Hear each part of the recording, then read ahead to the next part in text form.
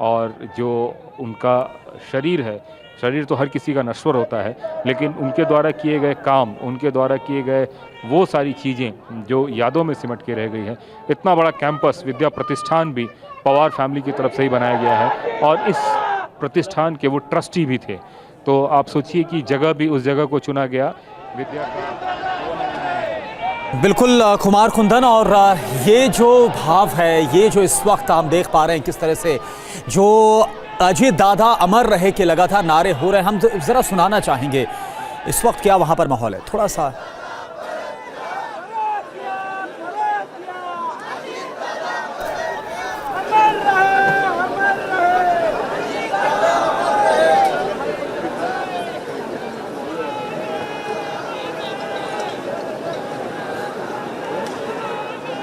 तो कुमार कुंदन जो इस वक्त हमारे साथ है, और ये तस्वीरें आपके सामने मुखाग्नि दी गई है अजित पवार के बेटे जिन्होंने मुखाग्नि दी, और तस्वीरें आपके सामने पूरे राजकीय सम्मान के साथ अजित पवार का अंतिम संस्कार किया गया है। और जिस तरह से लगातार एक ही आवाज़ इस वक्त विद्या प्रतिष्ठान मैदान में एक ही आवाज़ गूंज रही है, अजीत दादा अमर रहे, इससे समझा जा सकता है कि कितना गहरा जुड़ाव, कितना गहरा कनेक्शन लोगों के बीच में था। और जब हमारे संवाददाता चाहे शुभम की बात करें या फिर कुमार कुंदन की बात करें, जब वो लोगों से बात कर रहे थे तो उन्होंने कहा कि उन्होंने कभी भी एक नेता के तौर पर तो देखा ही नहीं, उन्होंने हमेशा एक गार्जियन के तौर पर देखा, एक अभिभावक के तौर पर देखा, एक बड़े भाई के तौर पर देखा, एक परिवार के सदस्य के तौर पर देखा। कुमार कुंदन, तस्वीरें हम देख पा रहे हैं, मुखाग्नि दी गई है, बताइए आप।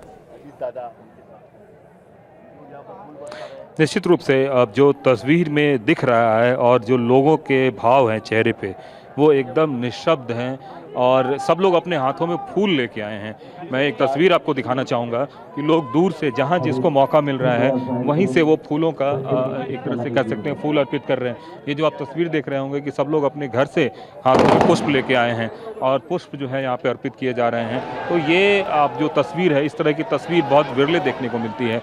अब आप सोचिए कि यहाँ पे जो महाराष्ट्र पुलिस है उसके द्वारा सलामी दी गई और यहाँ पे ये फायरिंग हो रही है और इस फायरिंग के बाद एक तरीके से कह सकते हैं कि आज का जो ये कार्यक्रम है, खास करके जो सरकारी तौर पे अगर हम बोले तो ये अंतिम विदाई जिसको कहते हैं, ये फायरिंग जो है वो अंतिम सलामी दी जा रही है और 3 बार एक हवा में ये फायर की जाती है और तीसरी बार फायर हुई और उसके बाद ये जो है एक तरह से कह सकते हैं कि सरकारी सलामी की प्रक्रिया जो है वो एक तरीके से ख़त्म हुई और अब उनका शरीर पंच तत्वों में विलीन होता हुआ।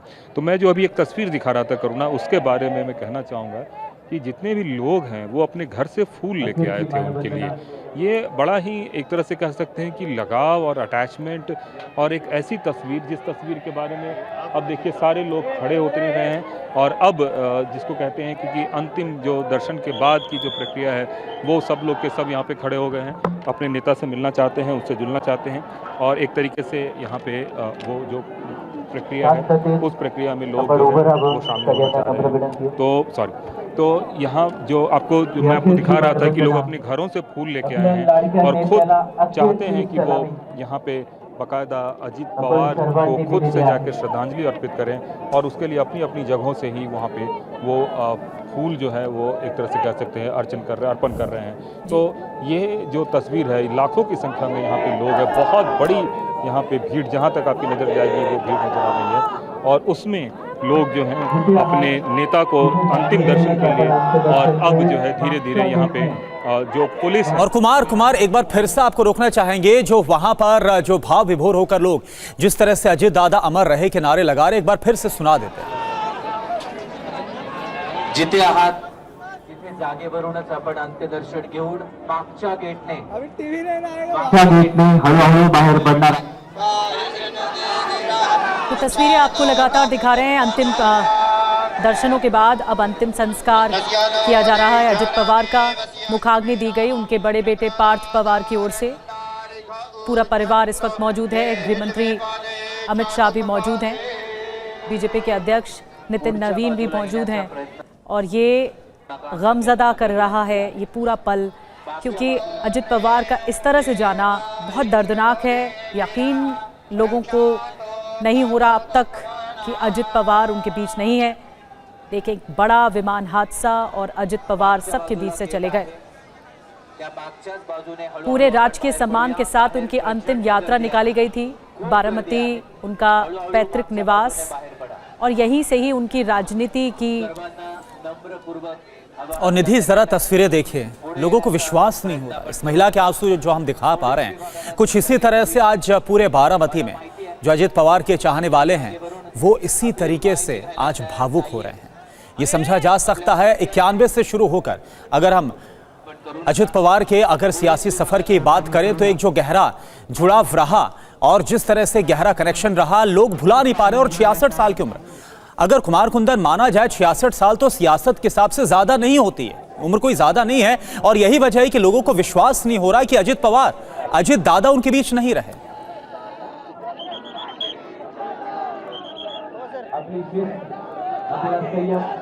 निश्चित रूप से लोगों का यकीन बिल्कुल भी नहीं हो रहा है और निश्चित तौर पे जिन लोगों को इंतज़ार था कि उनका बारामती का राजा आएगा, उनको संबोधित करेगा, उनसे बात करेगा, वो राजा आने के बजाय दुनिया से ही चला गया पूरी तरीके से।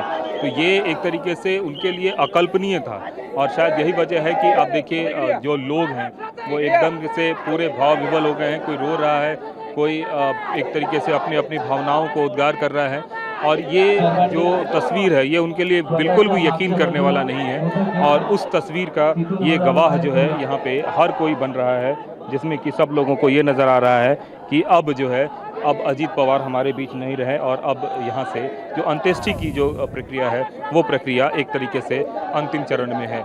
पार्थिव शरीर को अंत्येष्टि मुखाग्नि दे दी गई है और मुखाग्नि देने के बाद अब यहाँ पे जो परिवार के लोग हैं वो धीरे धीरे यहाँ से एक तरीके से जो VVIPs है वो मोमेंट अब धीरे धीरे यहाँ से ख़त्म होने वाला है। लेकिन हाँ, इन सब के बीच में जो तैयारी मैं आपको दिखा दूँ, तस्वीरें आपको दिखा रहा था, उसमें अजीत पवार पंचतत्व में विलीन हो रहे हैं और समर्थकों का जो है वो एक तरह से कह सकते हैं कि भावना वो बहुत ही भावनात्मक रूप से वो काफ़ी ज़्यादा जो है वो भावपूर्ण श्रद्धांजलि दे रहे हैं और उनको ऐसा लग रहा है कि अब उनका रहनुमा, उनका राजा अब इस हमारे बीच नहीं रहा। करुणा, बिल्कुल तस्वीरें हम आपको दिखा रहे हैं और एक तरह से जन सैलाब उमड़ा हुआ है, जन हुजूम, जो लोग एक आखिरी झलक देख लेना चाहते हैं अजित पवार की और उन्हें यकीन करना अब भी मुश्किल है कि अजित पवार उनके बीच नहीं रहे। बेटों की ओर से मुखाग्नि दी गई है, अजित पवार को पार्थ पवार की ओर से मुखाग्नि दी गई है। अंतिम संस्कार आगे बढ़ता हुआ विद्या प्रतिष्ठान मैदान में।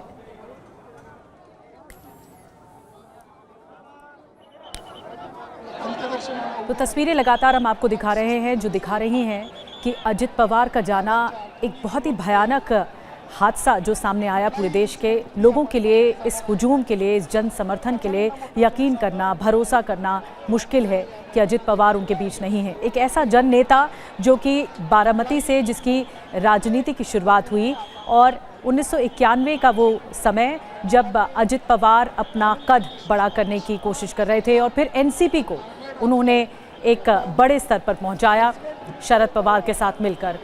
कुमार, हम तस्वीरें देख रहे हैं, परिवार में भी लगातार माहौल गमज़दा है। एक पल के लिए किसी को भी इस पूरे 24 घंटे में यकीन नहीं हुआ कि इतना बड़ा विमान हादसा जो जिंदगी ले लेगा अजित पवार।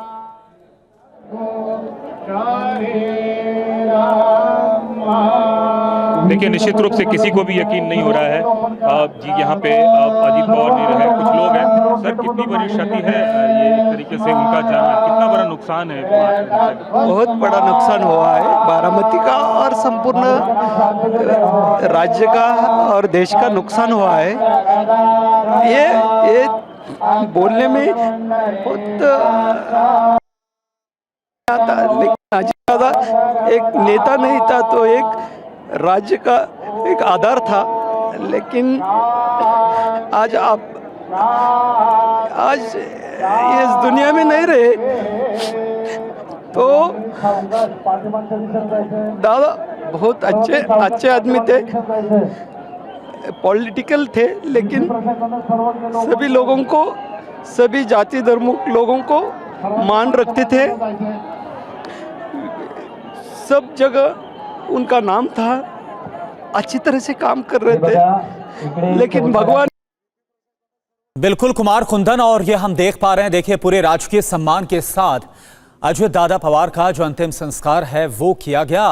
और आज हर आंख जिस तरह से गमगीन है वो हम देख भी पा रहे हैं। लोग यकीन नहीं कर पा रहे कि अजित दादा पवार, जिन्हें वो राजा कहकर बुलाते थे, दादा कहकर बुलाते थे, बड़े भाई का दर्जा था, आज उनके बीच नहीं रहे। आज पूरा महाराष्ट्र उनको नमन कर रहा है।